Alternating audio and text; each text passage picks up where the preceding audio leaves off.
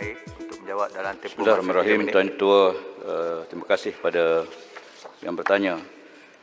Untuk makluman Yang Berhormat dan Dewan Mulia ini, projek Loji Rawatan Air Langat 2 bertujuan bagi memastikan kelangsungan bekalan air terawat bagi Lembah Kelang sehingga tahun 2025, di mana akan menaikkan reserve margin air terawat daripada 3.8% kepada 10%. Kerajaan Persekutuan melalui pengurusan aset air berhad ataupun PAAP melabur lebih daripada 4 bilion secara pinjaman untuk projek Loji Langat 2 yang mampu membekalkan air terawat sebanyak 1,130 juta liter sehari bila ia siap sepenuhnya pada tahun 2023. Ini tidak termasuk peruntukan berjumlah 3.9 bilion bagi membawa air mentah daripada empangan Kelau di Pahang untuk dirawat di Loji Langat 2. Projek Langat 2 kelak akan diserahkan kepada pengurusan air Selangor Sdn Bhd ataupun air Selangor berdasarkan perjanjian pensukeran semula industri bekalan air Selangor yang ditandatangani pada tahun 2014.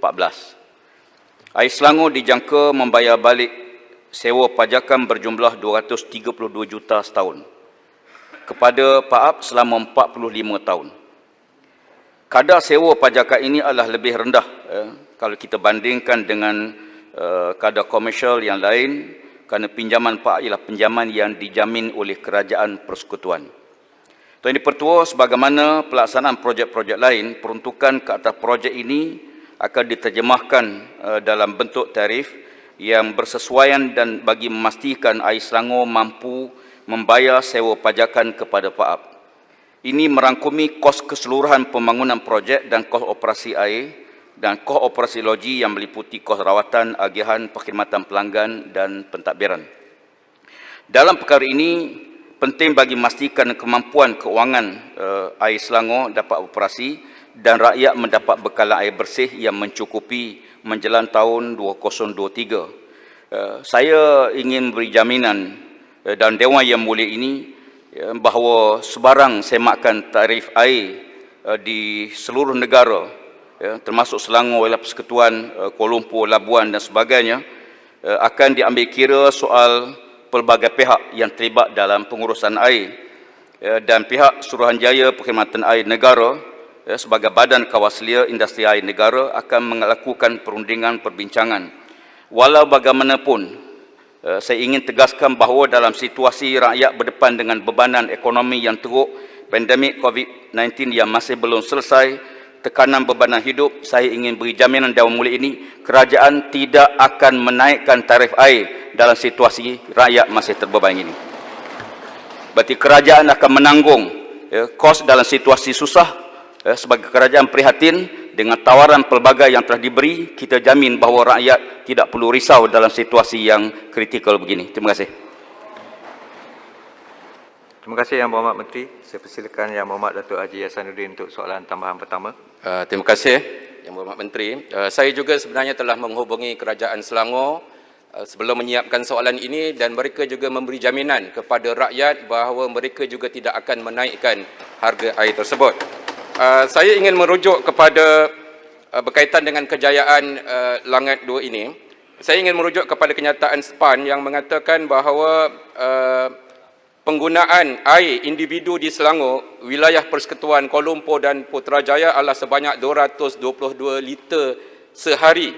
Ini lebih tinggi 30% daripada kadar yang disyorkan Pertuan Bangsa-Bangsa Bersatu sebanyak 164 liter air. Jadi bila kita dah nampak keadaan seperti ini, sejauh mana kerajaan akan memanfaatkan sungai-sungai lain, sumber-sumber air bersih daripada negeri lain seperti Terengganu, Pahang, Perak, Kedah untuk disalurkan ke negeri-negeri yang memang kekurangan air seperti Melaka dan juga di Pulau Pinang dengan menggunakan Sungai Muda. Mohon penjelasan Menteri. Terima kasih Yang Berhormat. Silakan Yang Terima kasih. Berhormat Bapak yang bertanya, saya ingin jelaskan bahawa kadar penggunaan air di Selangor dan negeri lain sebagaimana yang telah dimaklum sebenarnya lebih tinggi daripada apa yang sepatutnya. Penggunaan normal bagi air dalam konteks negara, target kita tahun 2030 ialah 160 liter sehari bagi seorang pengguna. Tapi di Selangor 220 liter sehari.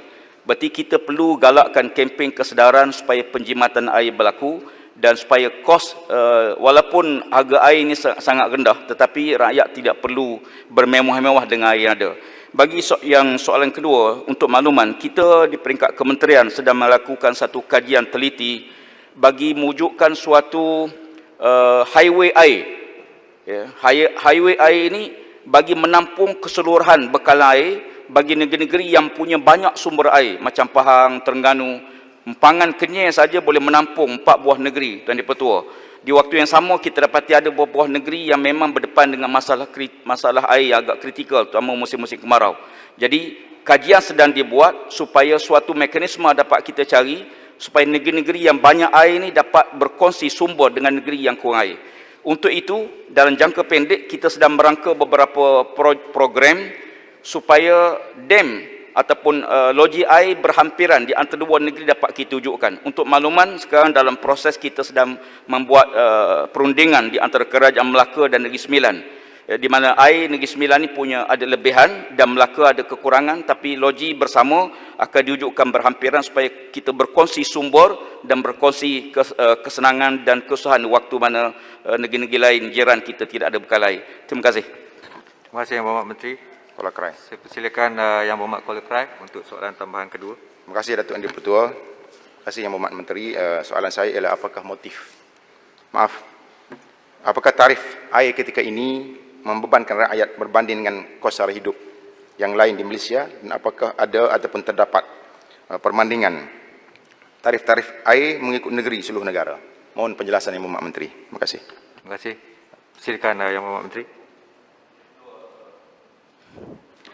Pertama sekali kita harus mengakui bahawa tarif air di negara kita ni rendah, ya, berbanding keperluan-keperluan hidup yang lain. Sebagai satu perbandingan saya ingin menyebut di sini, tarif air yang dibayar oleh pengguna pada pembelanjaan sebulan ialah hanya 5% saja, berbanding elektrik 34%, komunikasi 17%, saluran TV berbayar 13%, internet 28%. Tapi untuk air hanya 5% saja. Jadi oleh kerana itu, bila kita tengok perbandingan beberapa negeri-negeri lain, tarikh air ini tidak sama di antara satu negeri dengan negeri lain.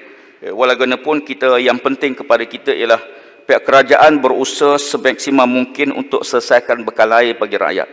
Tapi di waktu yang sama, rakyat juga perlu sedar bahawa dia perlu penjimatan penggunaan air, dan kalau kita bandingkan penggunaan tadi, jelas bahawa yang kita belanja untuk air ini sangat minima, hanya 5% saja berbanding internet 28%. Jadi saya harapkan mudah-mudahan kita bergerak ke arah bagaimana kesedaran perlu dibina bagi seluruh rakyat dan kerjasama yang baik daripada semua pihak diperlukan pada peringkat ini. Terima kasih. Terima kasih Yang Berhormat Menteri.